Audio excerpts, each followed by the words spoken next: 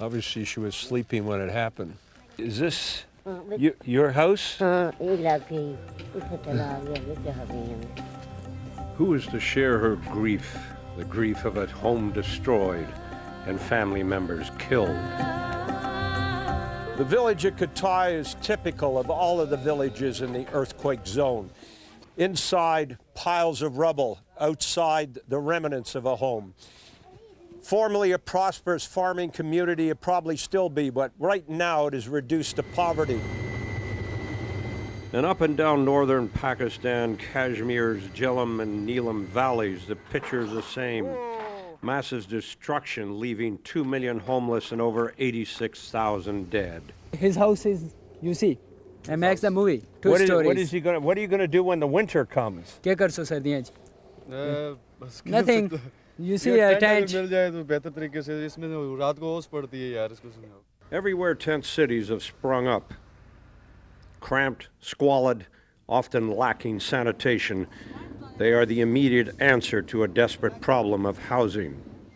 But the relief effort must also provide basic medical services and clean water. On the day of earthquake, the entire medical system, entire pharmacies, and every damn thing was finished.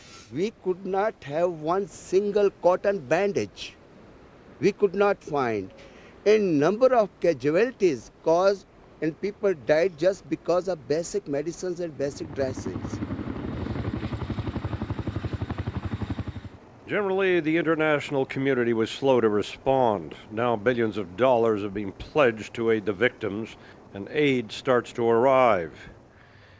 Chiklala Air Force Base at Islamabad is a scene of feverish activity as transports arrive with tents, food, and medical supplies that are reloaded onto choppers to be moved into Kashmir.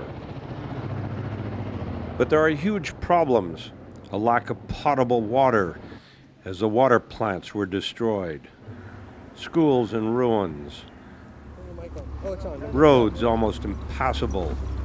We got a problem here. Bridges down.